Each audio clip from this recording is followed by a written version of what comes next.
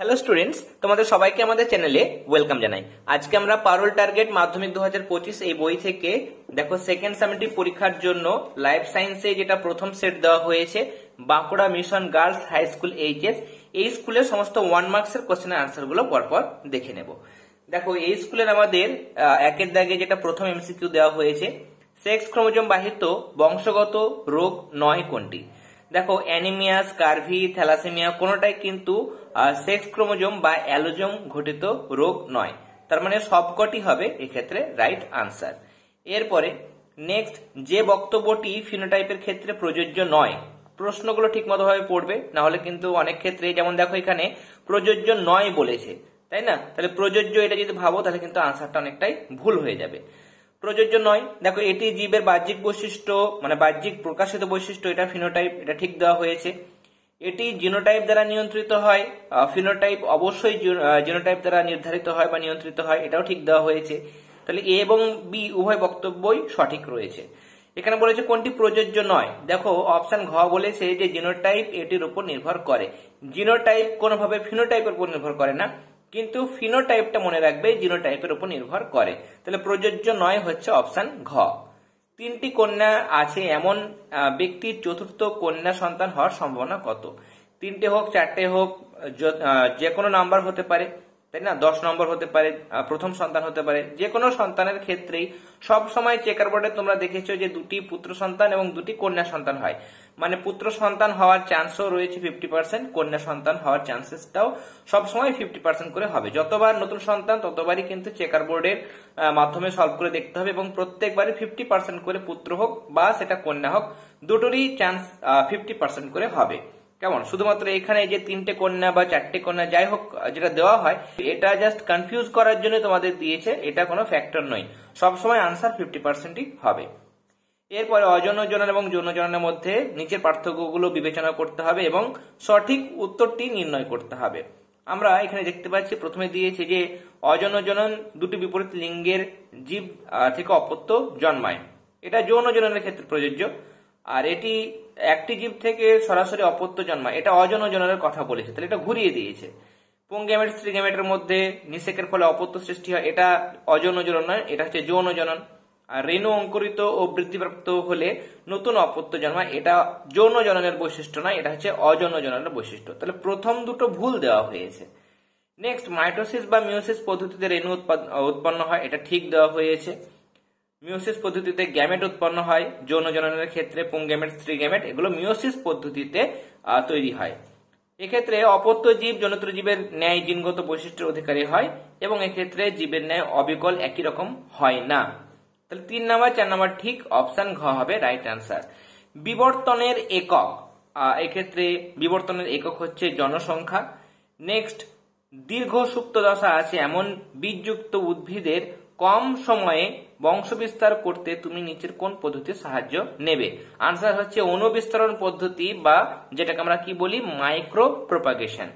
স্ত্রীলোকে যে দশায় প্রধানত অস্থির ক্যালসিয়াম নষ্ট হয়ে যায় সেটি হলো বার্ধক্য দশায় অস্থির মধ্যে যে থাকা ক্যালসিয়াম সেগুলো কমে যায়, অপশন গ হবে রাইট আনসার।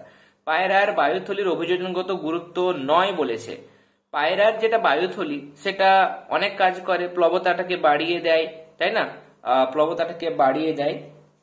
নেক্সট কাজ হচ্ছে যে অতিরিক্ত অক্সিজেন যোগান দেয়, দেহকে হালকা করে। বলেছে কোনটি অভিযোজনগত গুরুত্ব নয়? দেখো অপশন খটা গুরুত্ব নয়, আপেক্ষিক গুরুত্বটাকে কমায়, আপেক্ষিক গুরুত্ব বায়ুথলি বাড়াতে পারে না, তাহলে এটা ভুল দেওয়া হয়েছে, তার জন্য খ হবে আনসার। এরপরে প্রথম সৃষ্ট জৈব রাসায়নিক বিক্রিয়ায় কেবলমাত্র ব্যবহৃত হয়, আনসার হবে অ্যামাইনো অ্যাসিড বা অ্যামিনো অ্যাসিড। এরপরে শূন্যস্থান পূরণগুলো দেখে নেব। প্রথমে দেওয়া হয়েছে দেখো উদ্ভিদের জীবনচক্রে হ্যাপ্লয়েড দশার প্রাধান্য থাকলে সেটাকে বলা হয় হ্যাপ্লোবায়োন্টিক, তাই না? আর যদি দুটো দশায় সমান সমান গুরুত্বপূর্ণ হয় তাহলে সেটাকে বলা হয় ডিপ্লোবায়োন্টিক। এখানে আমরা লিখব হ্যাপ্লোবায়োন্টিক। নেক্সট আমরা কোশ্চেন দেখে নেব। মানুষের ক্ষেত্রে ড্যাশ হলো হোমোগ্যামি বা হোমোগ্যামেটিক। স্ত্রী দেহের ক্ষেত্রে দুটো যে গ্যামেট তৈরি হয়, দুটো গ্যামেটই একই রকমের হয়, দুটোই এক্স যুক্ত গ্যামেট, তার জন্য স্ত্রীলোক যারা তাদের হোমোগ্যামেটিক বলি। আর পুরুষদের ক্ষেত্রে দুই ধরনের গ্যামেট হয়, একটা 22A+X, একটা হচ্ছে 22A+Y। পুরুষরা হচ্ছে হেটারোগ্যামেটিক, আর স্ত্রীলোক হচ্ছে হোমোগ্যামেটিক। তার কারণ এক্ষেত্রে স্ত্রীলোকের দেহে আমরা জানি 44 অটোজোম থাকে এবং দুটোই এক্স ক্রোমোজোম থাকে। এখান থেকে যখন গ্যামেট তৈরি হয় তখন 22A প্লাস এক্স, এখানেও আমরা 22A প্লাস এক্স, মানে দুটোই একই ধরনের গ্যামেট পাই। এরপর 2.3, মেন্ডেল নির্বাচিত বৈশিষ্ট্য বহু জিন দ্বারা নিয়ন্ত্রিত ছিল। এটা দেখো প্রথম যে মন্তব্য দিয়েছে সেটাই হচ্ছে মিথ্যা, তাহলে এখানে আমরা লিখব মিথ্যা। নেক্সট, আচরণ প্রাণীদের অস্তিত্ব রক্ষা ও জননে সাহায্য করে। অভিব্যক্তি চ্যাপ্টারে তোমরা পড়েছো, অভিব্যক্তি অভিযোজন চ্যাপ্টারে, এটা হচ্ছে সত্য। নেক্সট দেখো ম্যাচিং দেওয়া হয়েছে, ক্যাপিটাল টির সঙ্গে স্মল টি, মানে এটা হচ্ছে প্রথম অপত্য জনুর সঙ্গে আমরা যদি প্রচ্ছন্ন জীব মানে একটা বৈশিষ্ট্যযুক্ত জীবের সংকরণ ঘটায় তাহলে সেটাকে আমরা কি বলি, সেটাকে বলা হয় দেখো টেস্ট ক্রস। তাহলে প্রচ্ছন্ন বৈশিষ্ট্যযুক্ত জীবের সঙ্গে আমরা F1 জনুর কোন একটা জীবের সংকরণ ঘটাবো তার প্রকৃতি জানার জন্য, তাহলে সেটা হচ্ছে টেস্ট ক্রসের উদাহরণ, তার মানে 2.5। নেক্সট, উগ্যামি, এটা সপুষ্পক উদ্ভিদ 2.6, আর আদার শল্কপত্র এটা লুপ্তপ্রায় অঙ্গ 2.7। বিসদৃশ শব্দটি বেশি লিখতে হবে এবং কারণ দিতে হবে। জল, হরমোন, আলো, অক্সিজেন, এগুলোর মধ্যে তোমরা দেখতে পাচ্ছ জল, আলো, অক্সিজেন এই তিনটি হচ্ছে অজৈব উপাদান, কিন্তু হরমোন যেটা সেটা জীবদের মধ্যে পাওয়া যায়। উদ্ভিদ দেহেও তোমরা পড়েছো অক্সিন, জিবরেলিন, সাইটোকাইনিন, প্রাণীদের মধ্যেও অনেক হরমোনের নাম তোমরা পড়েছো, ইনসুলিন, গ্লুকাগন, তাই না, অ্যাড্রিনালিন। তাহলে এগুলো হচ্ছে জৈব উপাদান, আর বাকি যে তিনটি দেওয়া হচ্ছে সেটা হচ্ছে অজৈব উপাদান। নেক্সট, বিবর্তনের ফলে ঘোড়ার কোন কোন দাঁতের উল্লেখযোগ্য উন্নতি পরিলক্ষিত হয়? এক্ষেত্রে মোলার দাঁতের আমরা দেখেছিলাম যে উন্নতি ঘটতে থাকে, তাহলে মোলার দাঁত আমি এটা লিখলাম সংক্ষেপে।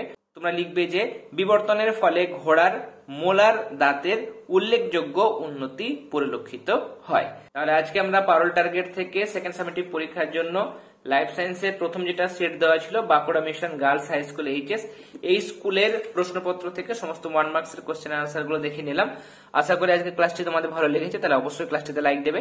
যারা এখনো পর্যন্ত চ্যানেলটি সাবস্ক্রাইব করনি তারা অবশ্যই সাবস্ক্রাইব করে নিও, এবং পারোল টার্গেটের বাকি সমস্ত ক্লাসগুলো দেখার জন্য বা সাজেশনের ক্লাসগুলো দেখার জন্য আমাদের চ্যানেলের প্লেলিস্ট অপশনে গিয়ে দেখবে পারোল টার্গেটের জন্য আমরা আলাদা প্লেলিস্ট ক্রিয়েট করে দিয়েছি। সেখানে তোমরা পারোল টার্গেটের physical science, life science, history, জিওগ্রাফির ক্লাসগুলো পেয়ে যাবে, সেগুলো তোমরা অবশ্যই দেখে নিও। তাহলে আজকের ক্লাসে এতটাই, তোমরা সবাই ভালো থেকো, অল দ্য ভেরি বেস্ট।